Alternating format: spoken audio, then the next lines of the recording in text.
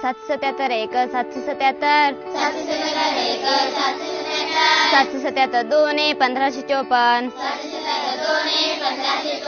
998 1 998 998 2 1996 998 3 2994 998 4 4992 998 5 4990 998 6 5700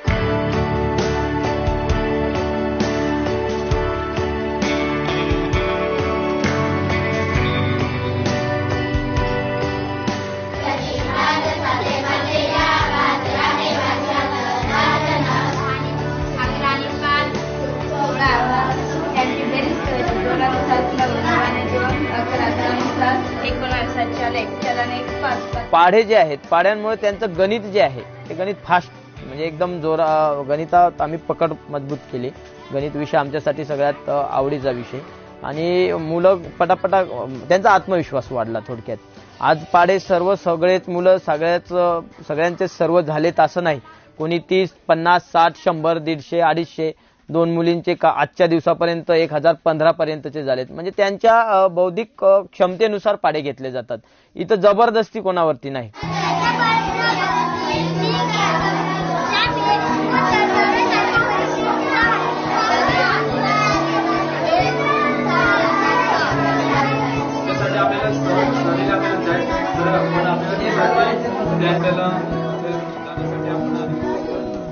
मी दोन्ही हातांनी एक बाजूनी मराठी आणि एक बाजूनी चित्र काढतोय.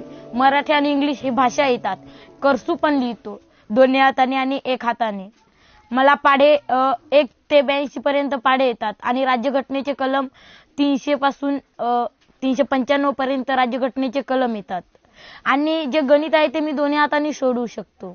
मला पुढे IAS ऑफिसर व्हायचं आहे. त्याच्यासाठी मी पुढचे जे मॅथ्स असेल किंवा मला पुढे जे लागेल त्याची मी आताच तयारी करते. भारत देशाला स्वातंत्र्य कधी मिळाले? 15 ऑगस्ट 1947. कलम 52. कलम 52 भारताचा राष्ट्रपती. कलम 79 संसदेची रचना.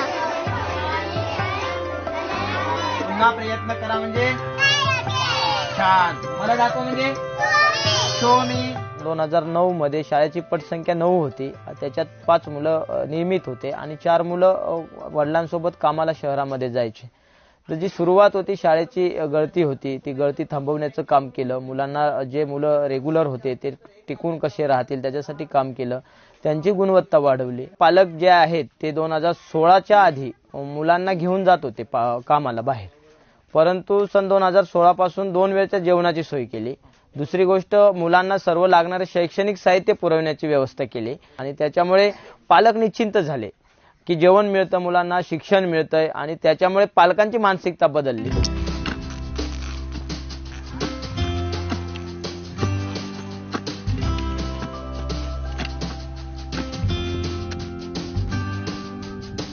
तासिका ह्या प्रत्येक कमी वेळेच्या, कधी 15 मिनिटाची तासिका आहे, अर्ध्या तासाची आहे, 25 मिनिटाची आहे आणि ही तासिका तर असतेच, परंतु त्यांचे बसण्याच्या जागा पण बदलतात आणि त्याच्यामुळे त्यांना आनंद मिळतो. त्याच्यामध्येच काही ऍक्टिव्हिटीज आहेत, कौशल्य आधारित शिक्षण आहे, मध्ये पेंटिंगचा असेल, दुसरं काही काम असेल, चित्रकलेचं असेल, म्युझिकचं असेल आणि मग त्यांना आनंद मिळतोय. आजही आम्ही सेंद्रिय शेतीचं ज्ञान मुलांना देतोय. पारंपरिक पद्धतीची शेती न करता आधुनिक पद्धतीची शेती कशी करावी की जेणेकरून त्यांना भविष्यामध्ये आर्थिक स्रोत उत्पन्न शेतीतून होईल.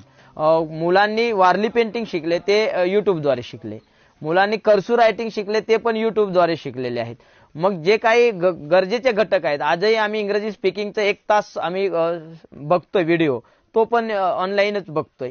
तर ह्या गोष्टी आम्हाला ऑनलाईन तितकंच महत्वाचं आहे ऑफलाईनच्या सोबतच. भविष्यामध्ये कधीही कोणतीही गोष्ट विकत घेताना ही गोष्ट आपण जर विकत घेतली आणि उद्या जर आपल्याला विकायची असेल तर आपण नफा झाल्यावरच ती विकू शकतो, बरोबर? की तोट्यामध्ये विकणार तुम्ही.